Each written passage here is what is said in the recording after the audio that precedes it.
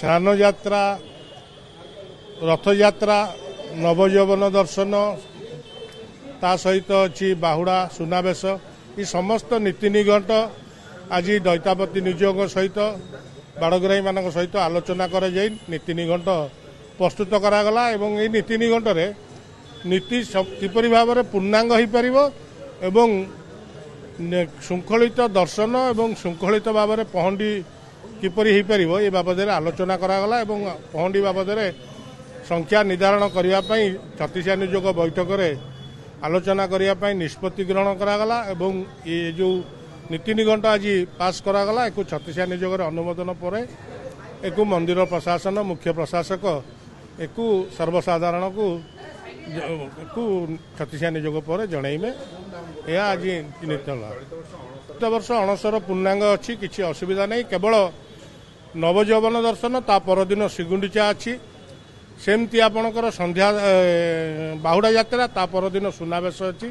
ସେ ନୀତିଗୁଡ଼ିକ କିପରି ଭାବରେ ଶୃଙ୍ଖଳିତ ଭାବରେ ହୋଇପାରିବ ସେ ବାବଦରେ ମଧ୍ୟ ଆଲୋଚନା କରାଯାଇଥିଲା। ଜୟ ଜଗନ୍ନାଥ। ଛତିଶା ନିଯୋଗ ବୈଠକରେ ଆଲୋଚନା କରାଯିବ ଏବଂ ତାର ସଂଖ୍ୟା ନିର୍ଦ୍ଧାରଣ କରାଯିବ। କେଉଁମାନେ ରହିବେ,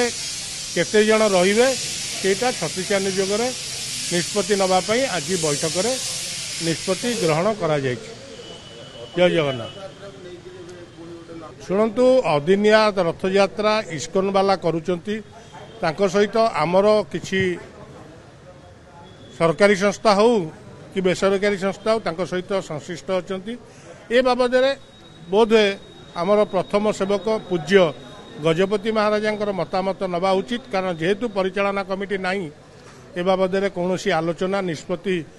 କରିପାରିବେନି। ଏକୁ ରାଜ୍ୟ ସରକାର ନିଷ୍ପତ୍ତି କରିବେ ଏବଂ ଗଜପତି ମହାରାଜା ୟା ପରେ ଭଲ ସ୍ପଷ୍ଟୀକରଣ ଦେଇପାରିବେ। ଜୟ ଜଗନ୍ନାଥ।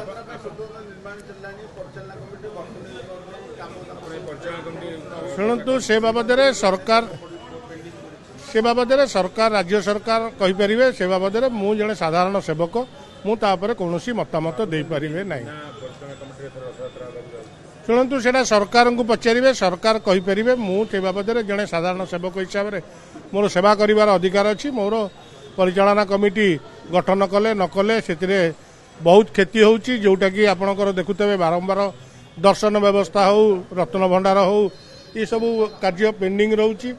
ଏକୁ ମଧ୍ୟ ହୋଇପାରୁନି। ମୋର ଅନୁରୋଧ ରାଜ୍ୟ ସରକାରଙ୍କୁ ଅତି ଶୀଘ୍ର କରାଯାଉ। ଜୟ ଜଗନ୍ନାଥ। ଅଧ୍ୟକ୍ଷତାରେ ନୀତି ପ୍ରଶାସକ ଏବଂ କମାଣ୍ଡରଙ୍କ ଅଧ୍ୟକ୍ଷତାରେ ଉପସ୍ଥିତିରେ ପୂଜା ପଣ୍ଡା ନିଯୋଗକୁ ଡକାଯାଇଥିଲା ଯେ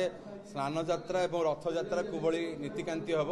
ତାର ଉପରେ ଡକାଯାଇଥିଲା ଏବଂ ଯାହା ଯାହା ବିଗତ ଦିନମାନଙ୍କରେ କିଛି ଅସୁବିଧା ଥିଲା ସେ ଅସୁବିଧା ଗୁଡ଼ିକ ଆମେ ପରିପ୍ରକାଶ କରିଥିଲୁ ଏବଂ ଆଗାମୀ ରଥଯାତ୍ରା ସ୍ନାନଯାତ୍ରା କିଭଳି ଭାବରେ ଶୃଙ୍ଖଳିତ ଭାବରେ ହେବ ସେ ବିଷୟରେ ସବିଶେଷ ଆଲୋଚନା କରାଗଲା। ଏହାପରେ ବି ପୁଣି ଆହୁରି ଆଲୋଚନା କରାଯିବା ପାଇଁ ଦିନ ନିଘଣ୍ଟ କରି ହିଁ ସେ ଖବର ଦେଲେ ପୁଣି ଆହୁରି ବି ଆଲୋଚନା କରାଯାଏ।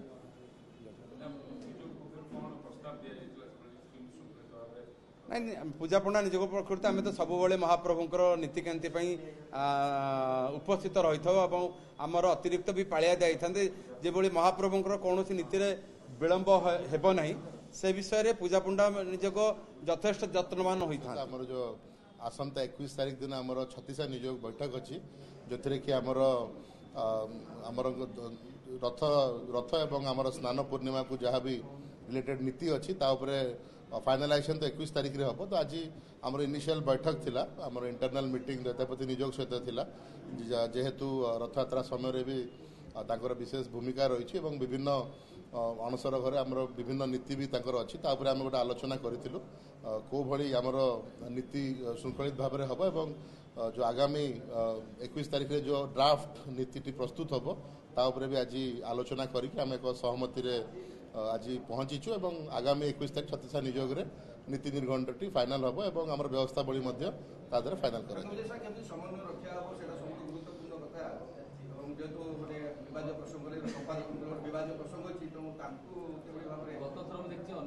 नहीं आमर तो जो व्यक्ति विशेष कहते तो व्यक्तिगत भाव ना डेफिनेट बट शुणु तो आमर रथयात्रा रथ समय अल्टीमेटली एटा ठाकुरंकर सेवा कथा आसछि एवं ता देरे मु भाबुनी कि कौन भी आमर जे सेवक अच्छा मंदिर तादे कौन भी कमी रही कि डेफिनेटली समस्ते सेवा भाव में कार्य करेंगे और आज निजोगर भी जो मैंने आसते अथॉरिटीज तत्सहित आम बाड़गराई आसते से भी प्रति वर्ष भली ए वर्ष केमती दियंकर समस्त नीतिक्रांति श्रृंखलित भाव में हम ताऊपर एक पॉजिटिव वातावरण रे आलोचना होती से समस्त कोऑपरेशन से तरफ रखिंट एंड आम डेफिनेटली कौन भी इश्यू दियंकर सेवा नीति रे बाधा सृष्टि कर श्रृंखला उपरे भी प्राथमिक भाव में आम आज आलोचना किछि आम करूथुलु एवं आम आगामी 36 निजोग आहरी विस्तृत भाव में आलोचना करा जेहेतु समस्त निजोगर प्रतिनिधि थिबे एवं आज भी आम जो इनिशियल है आमर दैतापति निजोग एवं पूजा पंडा निजोग सहित आम जो आलोचना है तापर भी आज चुंबक रे आम आज आलोचना करूँ कि केमिति जो पहंडी श्रृंखला अच्छी तादर विभिन्न आस्पेक्ट्स अच्छी कि केमिति आमर मेन है फोन को बारण करवा तादर दरकार बेसी संख्यार केमिति आमर मेंबर्स न रहिबे एवं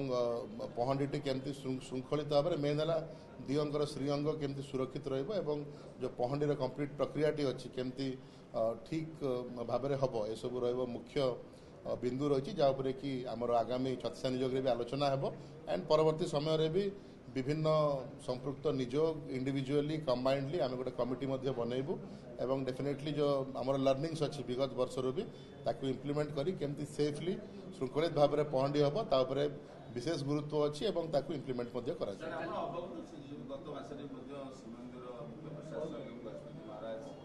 आमर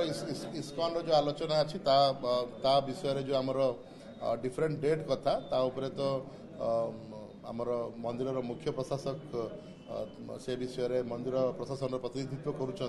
तो सविशेष बरणी मुख्य प्रशासक आपको दे पारे विशेष माने ए रिसेंट रे जेहेतु मु तादरे बेसी डिटेल रे माने इन्वॉल्व है नहीं तो आमर मुख्य प्रशासक ही आपको सविशेष बरणी दे पारे ना आमर डेफिनेटली पूर्व जमी आप कहले एक बैठक होता गजपति महाराज एक विशेष बैठक नहीं कि से इस्कॉन को अवगत करते जेहेतु आमर कोटि कोटि भक्तंकर गोटे भक्ति भावर विषय अच्छी एवं आमर रथ यात्रा गोटे पर्टिकुलर आमर पांजी अनुसार गोटे आमर तिथि अनुसार आमर गोटे स्पेसिफिक टाइम रे ही सबुआड़े हुए आमर देखी तो आमर ताकू भी अपील करा जायथिला कि से बोली कौनसी ता बाहर को जाकि करेनि तो डेफिनेटली आमर पुनर्बार डेफिनेटली आई थिंक आलोचना करा जिवो एवं जदि होची डेफिनेटली एटा अवॉइडेबल अच्छी जेहेतु आमर रथ यात्रा समग्र विश्व रे गोटे एक समय जमी ए वर्ष आमर जून 27 धार्य होती गोटे स्पेसिफिक दिन में ही आमर घोष यात्राटी हुए तो समस्त इंस्टीट्यूशन जी कि मान जगन्नाथ प्रेमी अच्छा डेफिनेटली ताकू फॉलो करवा अच्छी से मोर व्यू अच्छी